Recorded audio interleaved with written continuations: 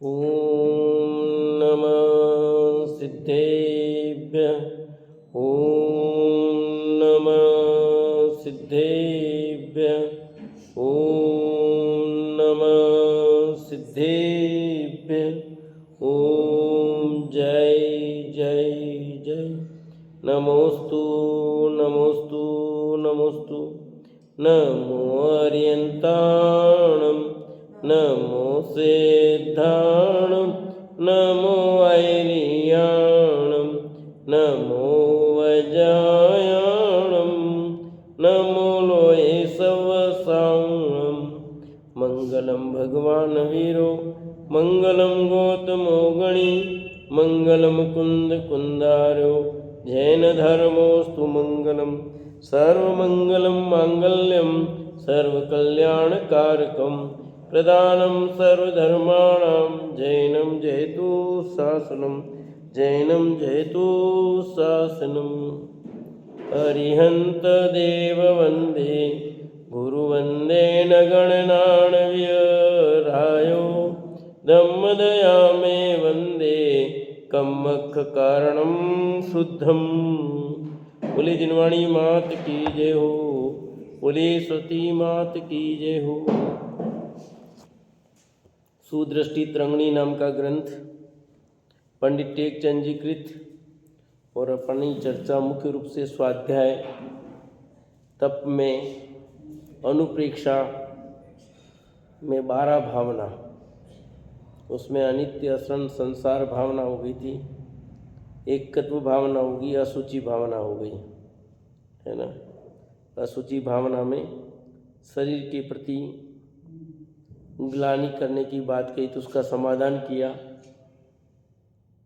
यानी पहले भले ग्लानि कराई है फिर ग्लानि को छुड़ा दिया है।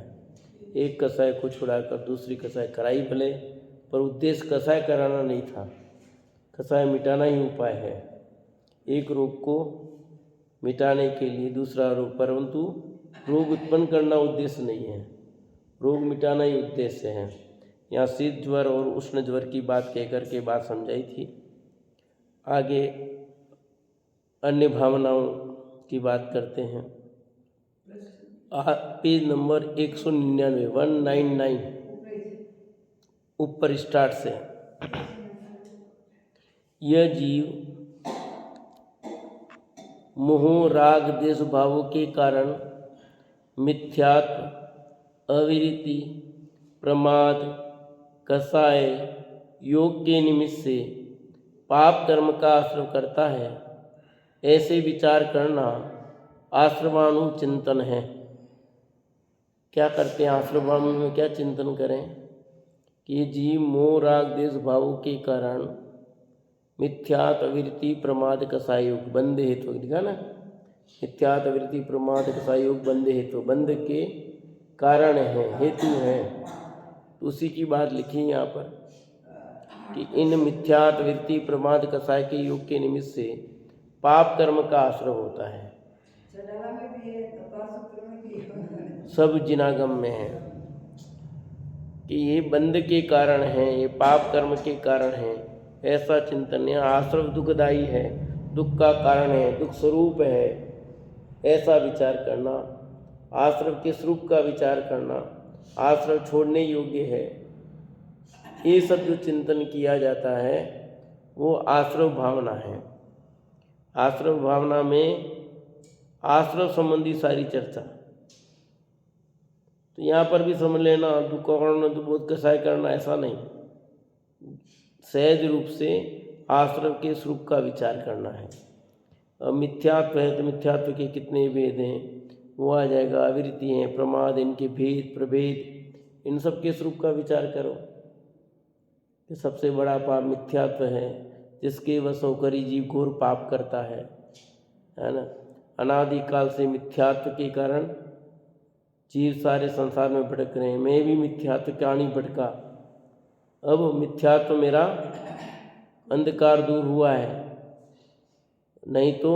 और ये क्या है, होता है, मिथ्या छूटता है, वापस बन जाता है, छूटता है, फिर बनता है, छूटता है, बनता है, ऐसा कितनी बार हो जाता है। तो मिथ्यात्व जबरदस्त पाप है, सबसे बड़ा पाप है। और मिथ्यात्व के छूटे बिगर तो सब बाकी कुछ होना ही नहीं है। संसार चक्र को मिटाने के लिए मिथ्यात्व का मिटना बहुत जरूरी है। ये सब चिंतन इस आश्रव भावना के अंतर्गत होगा सारा। कब से है मिथ्यात्व? कब से है? अनादिकाल से। कब तक रहेगा? अनंत काल तक रखना है। यही कहलाने के लिए मैंने पूछा था कि आश्रम कब तक रहेगा? जब तक आत्मा और आश्रम में भेद नहीं समझेगा। ऐसा आचार्य कुंद देव समय सार में कहते हैं। जब तक ये जीव कब तक रहेगा, कब तक मिथ्या दृष्टि रहेगा, कब तक प्रतिबुद्ध रहेगा? जब तक आत्मा और आश्रम में भेद को नहीं समझेगा। आश्रम और आत्मा में भेद को समझ लेगा, उसी समय इसका मिथ्यात्व चला जाएगा। अभी जा सकता है कि हाँ अभी इसी समय जा सकता है, उसमें क्या है भले अनादि का, पर जाने में बहुत देर लगेगी, घंटों वर्षों लगेंगे, ऐसा कुछ नहीं है। जिस समय आप अपना सही निर्णय कर लोगे, अपनी दृष्टि सच्ची कर लोगे, उसी समय चला जाएगा। दृष्टि सच्ची करनी है। दृष्टि सच्ची हुए बिना कार्य की सिद्धि नहीं होती है। कई बार बताया ना उदाहरण दे करके भी कि मेरा मुख अभी पूरब में है, ठीक है, अभी अब मुझे पश्चिम में जाना है, तो मुझे क्या करना पड़ेगा? हाँ, पश्चिम में देखना है। तो अब कितने कदम और चलूँ, कितने किलोमीटर चलूँगा तो पश्चिम आएगा? मुझे पश्चिम में देखना, बस उसी जगह मेरे को मुंह मोड़ना है और कहीं जाना ही नहीं है। बस ऐसी दृष्टि अपनी मिथ्यात्व उसको सम्मित करना है, वहीं से करना है, कोई कुछ छोड़ना थोड़ी है। दृष्टि अभी पूर्व में है, दृष्टि पश्चिम में कर दो, पश्चिम हो जाएगी। तो ऐसे ही हमारा मिथ्यात्व अनादि काल का है। उस अनादि काल के मिथ्यात्व को छोड़ने के लिए बहुत खूब कुछ करना पड़ेगा, ऐसा कुछ नहीं है। हमारी दृष्टि सच्ची हो जाए तो सब काम हो जाएगा। ऐसे अविरति, प्रमाद, कसाय योग, और योग तो कुछ नहीं, मेन तो कसाय है। बंध का कारण भी मूल तो कसाई है। योग कसाय और योग दोनों को लिखा। 4 प्रकार का बंध में 2 कसाय से होता है और 2 योग से होता है। 2 तो कसाय से होते हैं और 2 योग से होते हैं। पर योग तो कुछ नहीं है, लास्ट में जाता है, उससे कुछ होता ही नहीं है। जो कुछ है वो कसाय का खेल है। तो जितनी कसाय कम होगी, जितनी कसाय खत्म होती जाएगी, अनंतानुबंधी, अप्रत्याख्यान, प्रत्याख्यान, संजन, अनंतानुबंधी गई काम थोड़ा हो गया, फिर अप्रत्याख्यान गई और काम हो गया, फिर प्रत्याख्यान गई और काम, फिर संजन चली जाएगी। तो कसाय से ही बंध का कारण है, आश्रम बंध के कारण है। इनका हटाना है। हटाने के लिए आपको क्या करना है? आप स्वरूप का चिंतन करना है। उसके लिए कोई पहाड़ तोड़ने नहीं है, खेती चलानी नहीं है, जैसी भी चलानी तो है नहीं। तत्व ज्ञान का अभ्यास करना है। तत्व ज्ञान का अभ्यास करने से जब अपना कहें कि होनार बली होयो, काल संसार का किनारा निकट आ गया है, तो काम हो जाएगा। अपना काम तत्व अभ्यास करना है, बाकी सब भवितव्यादि है, छोड़ दो उसको, कुछ नहीं है उसमें, अपना कोई रोल नहीं। अपना रोल तत्व अभ्यास का है, बाकी सब भवितव्यादि ने, उसको छोड़ दो। जब होना है, जैसा होना हो जाएगा। नहीं हुआ तो नहीं होना का कोई बाकी नहीं है ना। तेरा काम खाना खाना खा तू, अब शरीर में जो बनना है, जितना बनना बनेगा। कि नहीं बना तो विचार करते हो है? इतने महंगे हम अनार लाए और फिर खाएं, फिर वो नहीं बना तो नहीं बना या बना, जो होना होगा।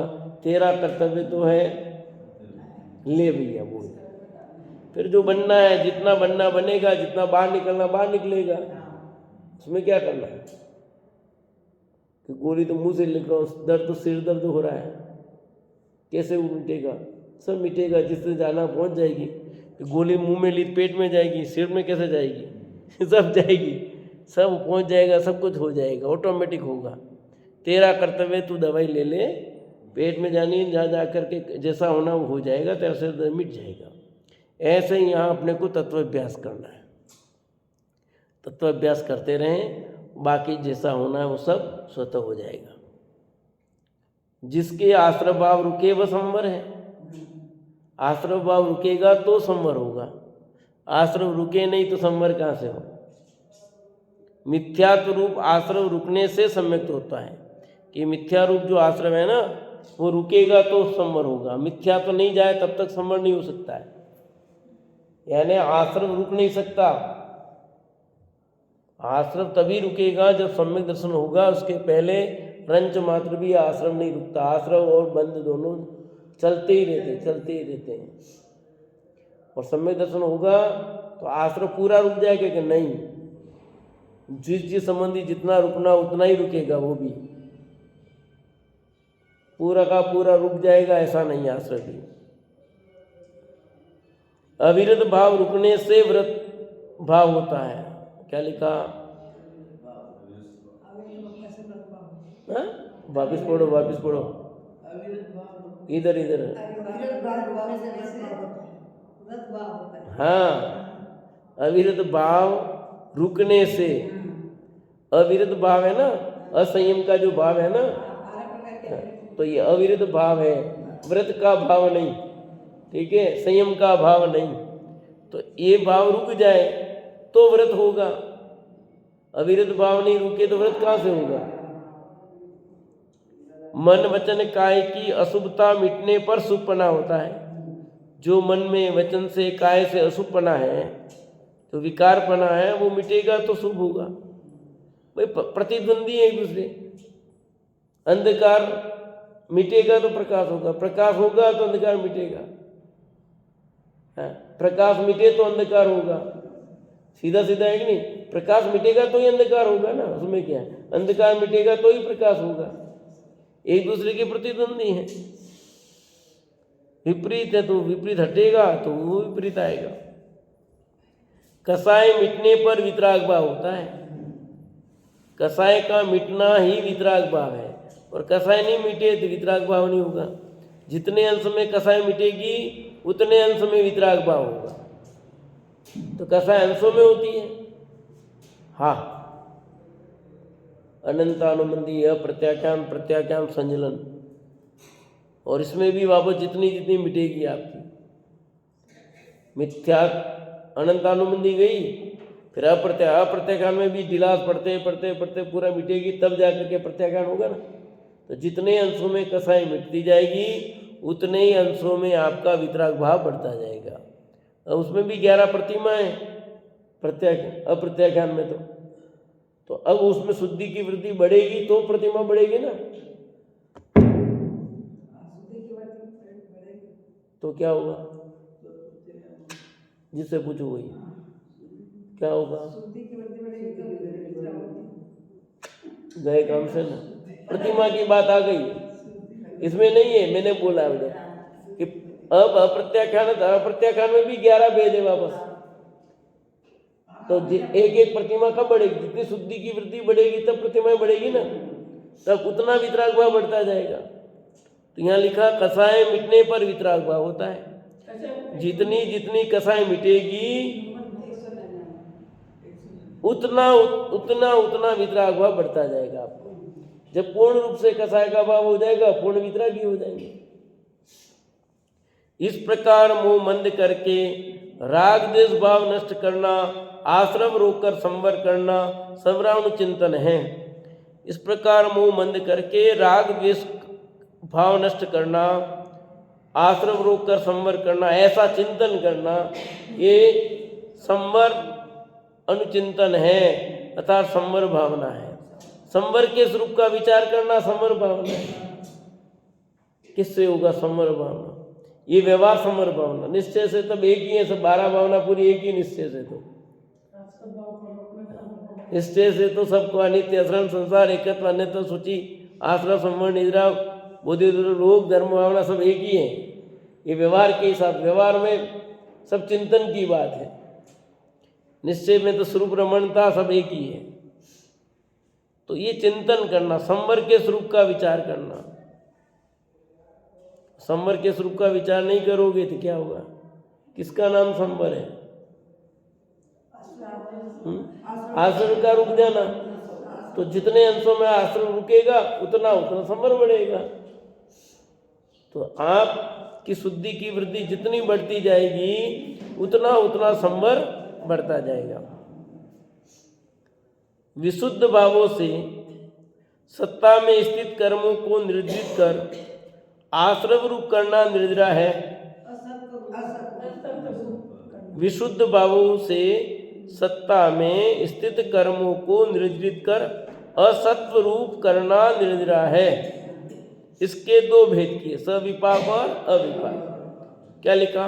विशुद्ध भावों से सत्ता में स्थित कर्मों को निर्जित कर असत्व रूप करना, सत्ता में जो सत्ता से बाहर कर देना, असत्व का मतलब है सत्ता से उसको हटा देना। हाँ, सत्व माने सत्ता, असत्व माने सत्ता से हटा। तो जो पूर्व में बंधे हुए कर्म हैं उन कर्मों का क्या करना? खिराना, खिरना कहो, खिराना भी कह देते हैं, पर खिरना कि जो पूर्व में बंधे हुए कर्म है ना उन कर्मों का क्या होना चाहिए? खिरना। खिरेंगे नहीं तो निर्जरा नहीं होगी। निर्जरा ही नाम कर्म का खिरना है। तो अनादि काल से जीव कर्म बांधता आ रहा है, तो उन बंधे हुए कर्मों की तत्वपूर्वक निर्जरा होना। सत्ता में स्थित लिखा ना, विशुद्ध भावों से लिखा है। क्या लिखा? विशुद्ध भावों से। एक तो कर्म उदय में आके खिरते हैं, वो भी आगे आ रहा है। विशुद्ध भावों से सत्ता में बंधे हुए जो कर्म थे वे निर्जरित हुए, उसका नाम निर्जरा है। विशुद्ध भाव का अर्थ यही है। विशुद्ध, यहाँ विशुद्ध भाव का अर्थ और शुद्ध लिखा है, विशेष शुद्ध भाव यूं हुआ। और वहाँ टोडरमल जी ने जो विशुद्ध, वहाँ पर अलग अर्थ है। जहाँ किस शब्द का प्रयोग किस रूप में किया है, यहाँ शुद्ध भाव के अर्थ में ही है विशुद्ध भाव। वहाँ विशुद्ध भाव का अर्थ शुभ भाव से है। ऐसा जहाँ के शब्दों में प्रयोग किया गया वो बात है। विशुद्ध भावों से सत्ता में स्थित कर्मों की निर्जरा कर असत्वरूप करना निर्जरा है। इसके दो भेद हैं, सविपाक और अविपाक। जिसमें कर्मों की स्थिति पूर्ण होकर कर्म खिरे वह सविपाक निर्जरा है, तथा तब संयम के योग से और परिणामों की विशुद्धता से कर्मों का खिरना अविपाक निर्जरा है। कि निर्जरा के दो भेद की, एक सविपाक और विपाक। स मने सहित, विपाक मने उदय। तो जो कर्म उदय में आके खिरते, यानी जिसका काल पक गया पूरा, कर्मों की स्थिति पूर्ण की, फिर उदय में आए, फल दिया, फिर खिरे, वो तो हुए सविपाक। और जो कर्म बंधे तो थे पर उदय में नहीं आए, तब संयम योग से परिणामों के से कर्म खिर गए। जैसे ऐसा समझो, आपने बैंक से लोन लिया, ठीक है, 10 लाख का लोन लिया। और 10 लाख का लोन लिया तो आपने 1 लाख 2 लाख 3 4 लाख रुपए भर दिए। अब 6 लाख बाकी रह गए, भर नहीं पा रहे। तो 4 लाख तो आपने जमा कराए हैं और 6 लाख सरकार ने माफ कर दिए। तो आपने पैसा भरा नहीं, पर आपकी परिस्थिति देखकर सरकार ने 6 लाख रुपए आपके माफ कर दिए। तो जो माफ कर दिया वो तो आपने कैसा हुआ?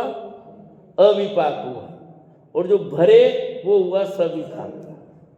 है समझ में कि वो आपको भरना ही नहीं पड़ा, पैसा भरना ही नहीं पड़ा, माफ हो गया कि आपकी परिस्थिति के कारण, जो भी कारण। तो यहाँ तप संयम योग की परिस्थिति है। आपने तप किया, संयम किया, योग किया, ये परिस्थिति बनी, तो कर्म उदय में आए नहीं, अर्थात फल दिया ही नहीं, और आपके कर्म जमा हो गए, खिर गए। अब सत्ता में नहीं रहे वो, जिनकी स्थिति थी सत्ता में, वो स्थिति से बाहर हो गए। एक तो स्थिति हुई, पूरी हुई और फल दिया, फिर खिरे। और एक आपने स्थिति थी, उसके पहले ही वो खिर गए, कर्म आए नहीं, उदय में नहीं आए, खिर गए। तो जो उदय में आके खिरते हैं वो तो सब है सविपाक, और उदय में नहीं आकर के विशुद्ध परिणामों के बल से खिर जाते हैं, वो कहलाते हैं अविपाक निर्जरा। एक और निर्जरा अपन पढ़ते छड़ाला में, सकाम निर्जरा और अकाम। सकाम निर्जरा तो सविपाक ही है, अकाम निर्जरा अविपाक नहीं है। पर जो अकाम निर्जरा है ना, वो अविपाक निर्जरा नहीं है। क्यों? कि जो अविपाक निर्जरा है वो तो ज्ञानियों की ही होती है, मिथ्या दृष्टियों के नहीं होती है। और जो अकाम निद्रा है वो मिथ्या दृष्टियों के भी होती है, सम्यक दृष्टियों के भी होती है। और वैसे देखें तो जिनागम में अकाम निद्रा शब्द नहीं मिलता है, छड़ालाकार ने किया है, परंतु अकाम निद्रा ऐसे उसमें मिलता नहीं है। हाँ, तो अकाम निद्रा का अर्थ वहाँ सामान्य जो भी आपके शुभ परिणाम हुए, स्वाध्याय चिंतन मनन आज से उससे कर्म में ढिलास हुई, जो कुछ हुआ निर्जलित हुए, वो आपका अकाम निद्रा है। वहाँ सम्यक का लेना देना नहीं है। कभी अकाम निद्रा करे भवन तिक्र में सूर्तन धरे, तो वहाँ शुभ भाव से है। शुभ भाव के बल से स्वाध्याय के चिंतन से, जिन मंदिर यात्रा से आदि जो परिणाम हुए, उससे कर्म में जो कुछ ढिलास हुई है, अपने भी मुनिराज के जो ज्ञानी होते हैं उनके तो कर्म निर्जित होते ही हैं, पर आप भी इतने कर्म मानते हो तो सारे उदय में थोड़ी आते हैं क्या? ये सब उदय में आएंगे तो हालत खराब हो जाए। यूँ समझो, पेड़ आम, अब आम के पेड़ है ना, मंचरी आ गई, आम लग भी गए, मार्केट में तो आ भी गए अभी है। तो आम के पेड़ पर जो मंचरियाँ लगी है, जितने फूल आते हैं उतने सब आम लगते हैं क्या, बताओ? हैं? और जितने आम लगते हैं उतने बड़े होते हैं, जितने बड़े होते हैं उतने पकते हैं, जितने पकते हैं उतने खाते हो। मतलब ये स्थिति है। ऐसे आपने जितने कर्म बांधे उतने सारे उदय में नहीं आते। कितने ही हुई आपके अकाम निद्रा हो जाती है उनकी, बहुत सारे कर्मों की काम निद्रा हो जाती है। हाँ, बहुत। सब फूल जितने बनते हैं तो फल थोड़ी बनते हैं। और जितने आम उगे उतने आम के पेड़ बनते हैं क्या, ये बताओ? आम की गुठलियाँ बहुत डली जाती है, और कितने आम उगते हैं उतने आम के पेड़ नहीं बनते हैं। और जितने आम के पेड़ है उन सब पर उतनी ही मंजरियाँ नहीं आती, और जितनी मंजरियाँ आती है उतने आम के फल नहीं लगते। जितने आम के फल लगे उतने पूरे बड़े नहीं होते, आम के पूरे फल बड़े नहीं होते। कुछ छोटे गिर गए, इतने गिर गए, कोई बड़े और थोड़े, सब हो जाते हैं। अरे मनुष्यों में भी ऐसा ही है ना। आप जितने मनुष्य जन्मते हैं उतने सब क्या होते हैं, बड़े होते हैं। कुछ मनुष्य समूर्चन जन्म अंतर मूर्त में ही पूरे हो गए, किनका माँ के गर्भ में आ गए मर गए, कोई जन्मते ही मर गया, हाँ, कुछ जन्म करके कुछ साल हुए मर गया। कैसी कैसी परिस्थिति मर जाते हैं, पूरे पूरे रह जाते हैं, और सबको पूरी आयु मिलती, तो क्या होता बताओ दुनिया में? पूरे मनुष्य होते और सबको पूरी आयु मिलती, तो क्या होता है? जगह क्या होता, बोलो? जगह कम पड़ी जाती। इसलिए ऐसा सब व्यवस्थित व्यवस्था प्रकृति की। तो यहाँ कहते हैं कर्म के निर्जरा के स्वरूप का विचार करना निर्जरा अनुभावना है, अनुप्रेक्षा है। तो उसके स्वरूप का कि सविपाक क्या होती है, अविपाक क्या होती है, ठीक है, कर्म निर्जरा के कारण क्या है, किससे खिरते हैं कर्म, निर्जरा कर्म के खिरने का कारण क्या है? कि यहाँ के अविपाक निर्जरा है वो तो विशुद्ध भावों से खिरती है, सम्यक दर्शन के प्रभाव से वे कर्म निर्जरित होते हैं। तीन लोक के संस्थान आदि के भेदों सहित विचार करना लोकानुचिंतन है। तो अकाम निर्जरा है और एक सविपाक निर्जरा, उसके निर्जरा नहीं होती है। किसने कहा? मिथ्या दृष्टि के कर्म उदय में आके खिल ही रहे हैं उसके। इसके लिए तो उदाहरण दिया था, आम का पेड़ का, सबका उदाहरण किसके लिए दिया था? इसीलिए तो दिया था। आप कहाँ चले गए थे? तो फिर आम के पेड़ का उदाहरण दिया इसीलिए था, फिर पूछने में देते। तीन लोक के संस्थान आदि का भेदों सहित विचार करना लोकानुचिंतन है, कि तीन लोक के स्वरूप का विचार करना। तीन लोक के संस्थान बने, तीन लोक का स्वरूप।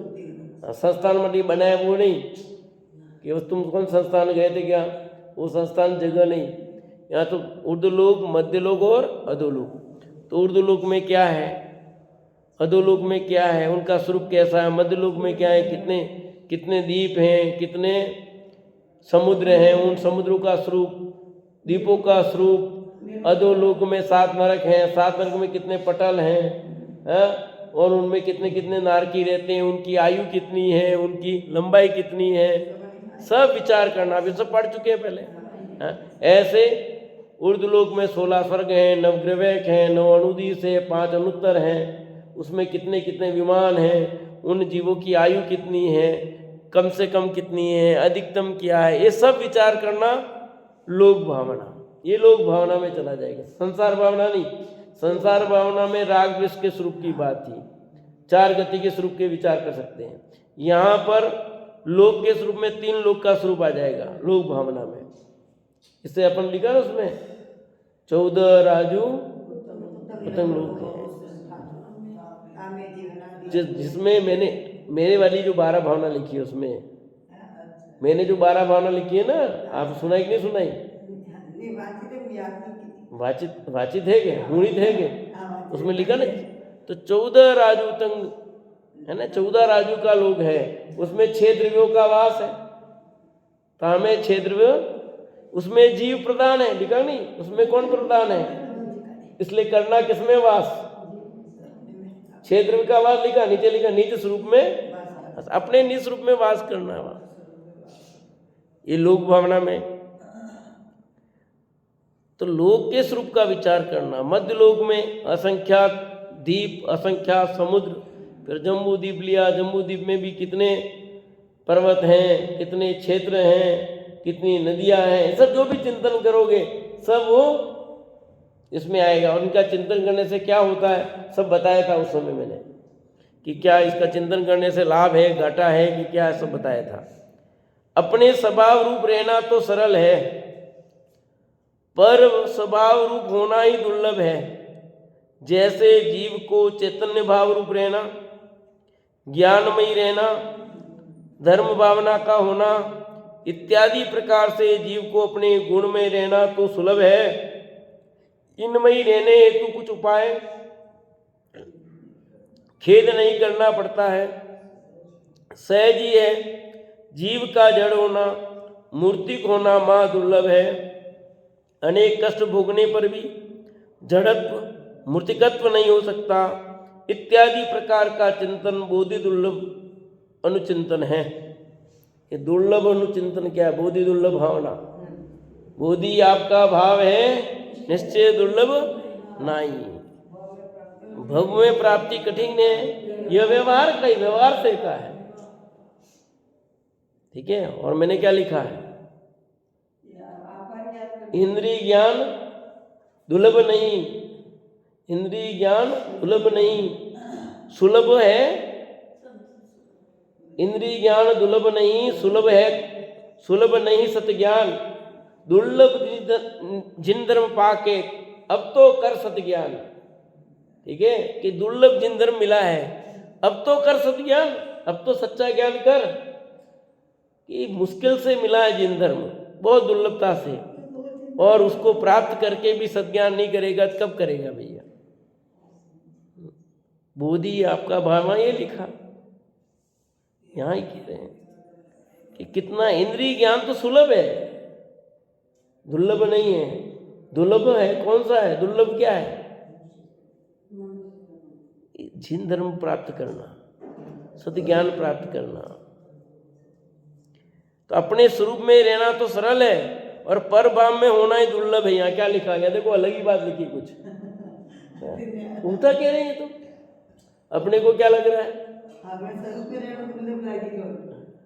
यह कहते हैं कि अपने स्वभाव में रहना सरल है, सच्चे ही है, पर भाव रूप होना ही दुर्लभ है। जैसे जीव को चेतन भाव रूप रहना, ज्ञान में ही रहना, धर्म भावन का होना इत्यादि प्रकार से जीव को अपने गुण में रहना तो सुलभ है।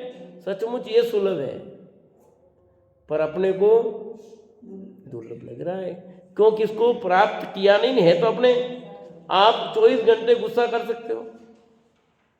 शांत रहना सरल है कि क्रोध करना सरल है? बताओ, बोलो रोशन साहब, क्रोध करना सरल है या शांत रहना सरल है? शांत रह सकते हो। गुस्सा कितनी देर तक कर सकते हो आप? करते रहो। देखिए 24 घंटा गुस्सा रह सकता है, चलो 24 घंटे जाने दो, 3 घंटे तक क्रोध लगातार आप एक जैसे टेम्परेचर में रह सकते हो? 3 घंटे जाने दो, 1 घंटे तक एक जैसा क्रोध रख लो। चलो 1 घंटा नहीं, चलो 30 मिनट कर देते हैं, तो ये कठिन हुआ ना। और शांत एक जैसे, भगवान अपने स्वरूप में अनंत काल तक शांति से विराजमान है कि नहीं, ये बोलो। तो ये सुलभ तो ये है, सरल तो ये है, बाकी तो कठिन है। पर अपने को जो कठिन है वो सरल लग रहा है, नहीं लग रहा है? 1 कप चाय बनाना सरल लगता है, नहीं लगता है? रोटी बनाना सरल लगता है, पर आत्मा में जाना, अपने में रहना कितना कठिन लग रहा है। शास्त्र पढ़ना कठिन लगता है, लगता है कि नहीं लगता है? मंदिर आना कठिन लगता है, नहीं लगता है? ये सब कठिन लगता है, जबकि वो सरल काम है। अपने स्वरूप में रहना सरल है। यहां लिखा अपने स्वभाव रूप रहना सरल है। अपने को लग रहा है कठिन, जो सरल है वो कठिन लग रहा है, कठिन है वो सरल लग रहा है, उल्टा हो रहा है। ज्ञान में ही रहना, धर्म भाव करना, होना, ये जीव के गुण है ना, इसलिए सुलभ है, सरल है। इनमें ही रहने हेतु कुछ उपाय खेद नहीं करना पड़ता, सहज ही है। जीव का जड़ होना, मूर्तिक होना महा दुर्लभ है। जीव जड़ हो जाए, मूर्तिक हो जाए, महा दुर्लभ है, कठिन है भैया। अनेक कष्ट भोगने पर भी जड़त्व मूर्तिक तो नहीं हो सकता, कि जीव कितना भी कष्ट भोग लो जड़ नहीं होगा, कभी मूर्तिक नहीं होगा, इत्यादि प्रकार का चिंतन करना बोधि दुर्लभ अनुभवना है। यहां देखो कितना लग लिया है कि जीव कितना भी करो तो तुम अमूर्तिक नहीं, ये कठिन है, कठिन नहीं है, असंभव है। तो जीव कभी भी मूर्तिक नहीं होगा, कभी भी जीव जड़ नहीं होगा। तो जड़ रूप होना चाहता है, पर जड़ होगा कैसे? जीव जीव रहने वाला है और जड़ है वो जड़ रहेगा। तो तू तो चेतन रूप है, इस शरीर में जा करके स्थित रहने से अपने को जड़त्व रूप स्वीकार कर रहा है। ये जीव है, ये जीव है, ये जीव है, ये जीव है, ये जीव है, ये जीव है, ये तो जड़ मूर्ति है। इसके अंदर में स्थित चैतन्य भगवान आत्मा वो जीव है। अपने में रहता हूं, इस शरीर में रहता तो हूं, परंतु शरीर अपना है। इस शरीर में रहता तो हूं मैं, पर शरीर अपना नहीं हुआ, और न मैं शरीर का हुआ न शरीर मेरा हुआ। तुम कुछ भी मानो, तुम्हारे मानने से क्या होता है? हम कुछ भी मानने से तो क्या होता है? अब तो आप कुछ भी मान करके बैठ जाओ, मैं तो प्रधानमंत्री हूं, मानो, तुम्हारे मानने से क्या होगा? बन जाओगे क्या? तुम तो अपने पूरी दुनिया का मालिक मानते हो, उससे क्या हो जाएगा? तुम्हारी मान्यता से इस वस्तु का स्वरूप नहीं बदलता, उसका फल तुम्हें भोगना पड़ता, दुख रूप, और कुछ नहीं होता है। अपने को वस्तु स्वरूप को स्वीकार करना पड़ेगा। इत्यादि अनेक प्रकार से जिन प्रूपित तत्वों का चिंतन अनुप्रेक्षा नाम का स्वाध्याय है। क्या लिखा? इत्यादि अनेक प्रकार से जिनेन्द्र प्रूपित तत्वों का चिंतन अनुप्रेक्षा नाम का स्वाध्याय है। ठीक है, उपयुक्त 5 वेद स्वाध्याय तब के। 5 वेद किसके? या धर्म भावना ऊपर ले ली थी, इसलिए जीव अजीव आदि वस्तुएं अपने अपने स्वभाव को नहीं छोड़ती है, स्वभाव रूप रहती है, परभाव रूप नहीं होती है। ऐसे विचारों को धर्मानुचिंतन का है। क्या कहा? कि जीव अजीव आदि जो वस्तुएं वे अपने अपने स्वभाव को नहीं छोड़ती। किसके स्वभाव को? अपने अपने स्वभाव को नहीं छोड़ती, स्वभाव रूप ही रहती है, परभाव रूप नहीं। ऐसा विचार करना, इसका नाम है धर्मानुचिंतन, है धर्म भावना है। बुद्धि दुर्लभ और धर्म भावना हो गई। ये 12 भावनाओं के चिंतन की बात स्वाध्याय के खाते में ली, अनुप्रेक्षा में ली। हाँ, अब 5वां तप, अंतरंग तप में 4 तप हो गए। कौन कौन से? प्रायचित, विनय, वैयावृत और स्वाध्याय। अब पांचवा तप, शरीर के ममता भाव रहित होकर एक आसन खड़े होकर ध्यान करना कायोसर्ग तप है। पांचवा कायोसर्ग तप बता दिया कि शरीर के प्रति जो ममत्व भाव है उस ममत्व भाव का त्याग करना और एक आसन में खड़े रहना, इसका नाम है कायोसर्ग। 9 बार नमोकार मंत्र बोलने का नाम कायोसर्ग नहीं है। ठीक है, अपन कायोसर्ग में खाली 9 बार नमोकार मंत्र बोल लिया और अपना कायोसर्ग हो गया। काय और उत्सर्ग शब्द यही है। तो शरीर के प्रति ममता भाव रहित होना, उसका नाम है कायोसर्ग। तो छठा, मन वचन काय की एकता रूप धर्म ध्यान रूप भावना की स्थिरता तथा कसायों की मंदता सहित स्वपर के निर्धार रूप ध्यान करना ध्यान तप है। कि मन वचन और काय तीनों योग आगे कि एकता रूप धर्म ध्यान रूप भावना की स्थिरता करना और कसायों की क्या होना, मंदता होना। स्वपर के निर्धार रूप ध्यान करना, ये ध्यान तप है। किसका ध्यान करना? स्वपर के निर्धार रूप ध्यान करना, अपना भी, उसका नाम है ध्यान तप। ये 12 प्रकार के तप हैं।